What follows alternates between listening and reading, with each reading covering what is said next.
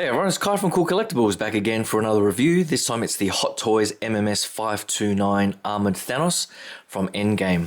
Now this released back in January, I think, in Hong Kong, and I did look at all the early reviews and I liked what I saw, but I sat on it for quite a few months and it sort of fell off my radar for a while.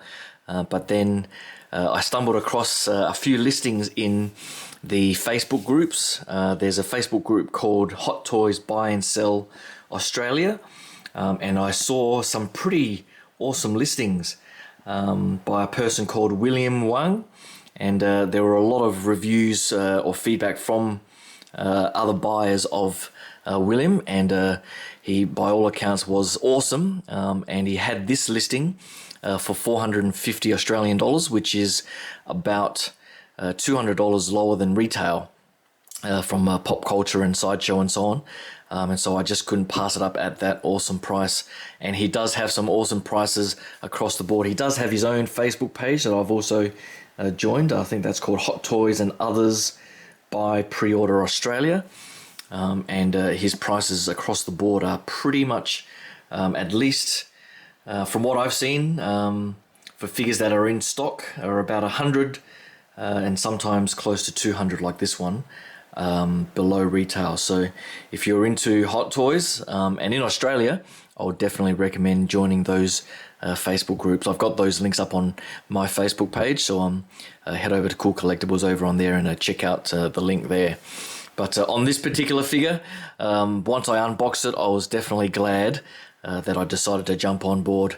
I guess the MCU being my favorite series for the last 10 years, movie series these days are only as good as their villain, and Thanos I thought was probably one of the best villains we've had in cinema for the last 10 years or so. They've done him justice with the box. Let me just get this big boy out of the way. They've got the box art there with his visage from the movie. There's nothing too much to write home about with the box itself. It's just a window in there, and this is just a slip cover.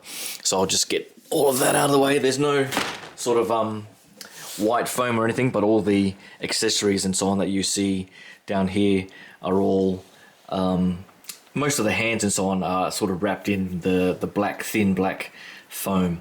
But just going through the accessories now, I guess my favorite accessory is the swap out head sculpts. This one is of course his angry head sculpt. Just the eyes themselves, Hot Toys have really done an amazing job with that sort of glassiness in the eyes. It's really realistic. The skin tone, yes, it is purple, but again they've got that amazing freckling in skin texture that they always do so well. Just the teeth as well. Teeth are always a bit of a worry. Some of the Luke Skywalker figures, and I think the latest Ant-Man figure that they did with that teeth, those teeth were pretty horrible. But from what I can see here with Thanos, I think they've done a fantastic job. Love that massive chin, just all the texture and the wrinkling, just an amazing job. And I love that the helmet here, there is some foam parts on the inside to give it a bit of protection, but it doesn't take too much effort to just sort of slide that on there, and it fits on there beautifully like that. I love that look. I'll probably end up using this particular sculpt on the display. Really depends on how I have him posed up, but just that menace there really does bring out his character from the movie. I'll just get his body back up here just so I can give you a look at some of the other accessories. It does come with the stand that you see there. There is a crotch grabber, but with these ankles, with their massive ball joints inside, it is quite tight, and there is no problem at all, as you can see, with him balancing like that. So I probably won't even end up using the base at all. These two armor pieces on the sides here, they connect via magnets, so I think you can just sort of snap them on like that. So that's a nice touch, and that'll avoid as much paint rub as you can. They're all fairly nicely painted. with all that sort of slight weathering, which they've done really well.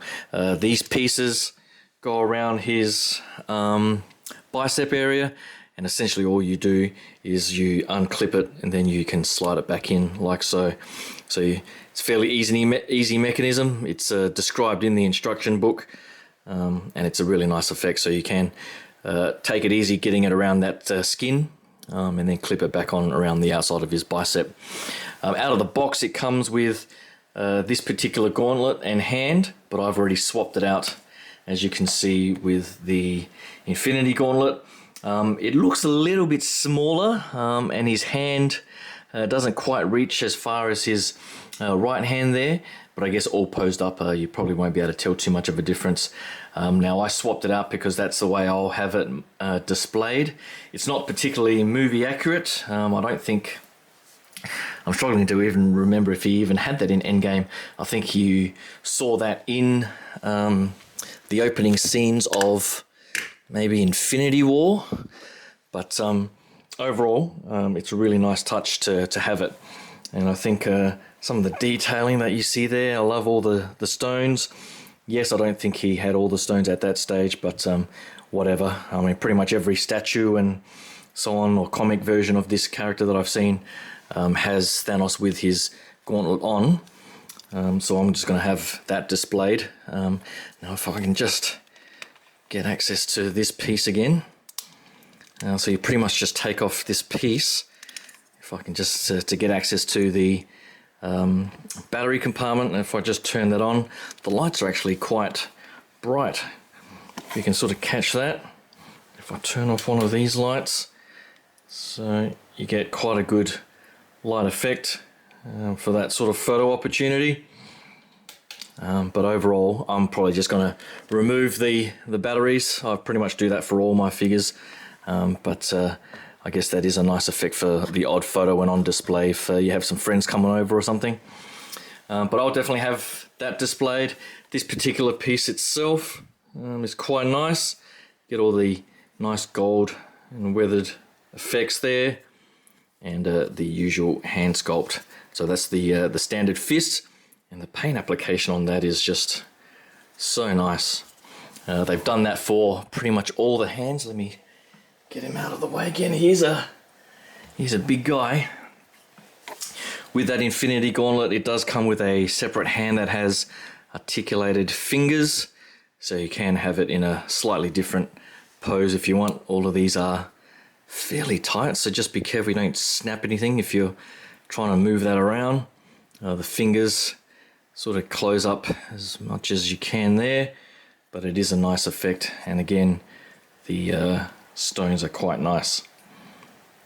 Unfortunately, it doesn't come with the sculpted arm, so you can have that bent gauntlet style on the pose, but I'll actually see if I can get that separately on eBay or something like that. But I'll see how I go with the standard hand that's been given in this particular set. With all the other hands, it comes with these two swap out sort of relaxed hands, and again the paint application is really nicely done.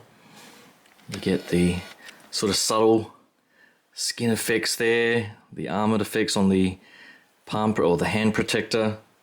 He comes with a couple of versions to hold the axe, or his I'm assuming it's an axe. So these are quite nice. They do feel fairly hard, so trying to get this thing into that hand is going to be pretty difficult. I'd probably I'll be dipping mine in a bit of hot water to soften these fingers up, and then putting that in. And then he gets a couple of these sort of, I don't know, actiony grasping type hands or gesturing hands, which again are quite nice. But that's pretty much it from in terms of accessories and so on. I'll get everything out of the way and give you guys a closer look at the figure. Hold on. Alright, so here's a look at his regular head sculpt, and I do love this sort of stoic stare, the glassiness in the eyes, that really subtle stare, the skin texture, the wrinkling. I don't know who the Hot Toys artist that they've listed to do this particular sculpt, but whoever it was did an absolutely fantastic job, and the likeness is spot on as well. The armourer, I do love that sort of gold reflective effect. It's all plastic, there's no sort of die-cast metal or anything like that, but the sort of shiny gold paint application, the subtle weathering all the way throughout, really does give it that nice realistic metallic look to it. I do love the sort of carbon scoring and scratches, all the sort of weathering and so on.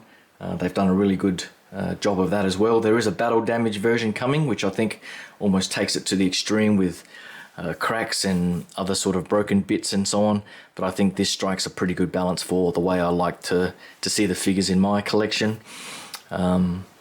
Articulation wise, there really isn't too much to write home about. I guess the arms, as I was showing before, they're on a sort of a big ball joint, so you can get his arms out on that sort of ratchet.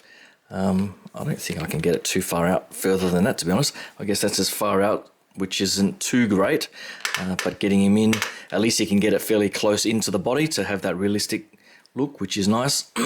And you can rotate it back and forth. You can bend these elbows, but I'm not even going to try, to be honest. I'm completely paranoid about these rubber bodies cracking and so on. But we'll see how I go with the right arm in some of the photos that I might take this weekend. The waist itself is on a big sort of ratchet joint. So you can sort of hear it as you crank it to the left and right, like that. And then there is the same sort of ratchet back and forth for the ab crunch. So you can sort of hear that.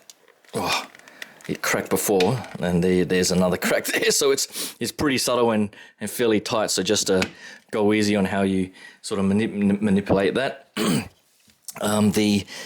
As I was doing that, I just noticed that the undersuit here is like it's got like he's got gym shorts or something on there. So it's not like he's got any pants or anything like that. But I think that allows for some fairly smooth articulation as well underneath. And maybe even, I don't know if these are sort of velcroed on or something like that. But all of these sort of pieces, they're like a soft rubber. So just be careful of those. I think bending these knees will bend this rubber piece here. And I think these armor pieces then start getting out of the way. So be careful how you bend that knee. I think you can only get it to about 90 degrees, and I'm not even going to bother trying. I guess the favorite part of the articulation for me are these big ball joints in the ankles there. So you can get quite a bit of range of motion, which is surprising for a figure like this, but really well done. And it gives a lot of stability when he's just standing there in that sort of stoic museum pose. And I think it's needed for a figure that's this heavy and this large. You don't want this sort of tilting and falling right off the shelf. If I just click it back to center it. So I think overall, for a display piece, I think they've done a fantastic job for this. You can get it into some dynamic fighting poses as well, but I won't be bothering doing that. Most of my MCU figures are pretty straight up and down, and this will fit in just like that. Give you guys a look at the rear details. So all of this armor at the top here is just one big massive piece, so you're not going to be able to take that off and rearrange it or anything like that. I think these armor pieces, or these pieces at the rear here, are that same soft plastic, so just be careful how you bend those, but everything else is on point. So if you're thinking of getting this figure, I would say definitely jump on board. People who are lucky enough to be able to get the Infinity War version, and then this version, and then the battle damage version, will have one hell of a Thanos display in their collection. I'm not sure when the battle damage version's coming out. I think it should be fairly soon, I think, out of Hong Kong and so on. But it will be an interesting comparison to this particular figure. But I think they've planned it pretty well so that if you want all the bells and whistles across the board and all the swap out pieces, you pretty much have to get all three. But for me, this one will be the version that I'll keep and have in my collection. And the only other villain that I might get out of the MCU is, of course, Loki, which I haven't pre-ordered yet. But we'll see how we go with that. But that's pretty much it. Hopefully you like that quick look at my thoughts on this figure that's been out for a while. And hopefully you can give the video a like and subscribe. I've got a few more things coming over the next few months, so hopefully you can stick around for all of that. Thanks again, and I'll talk to you guys soon. Cheers. Bye.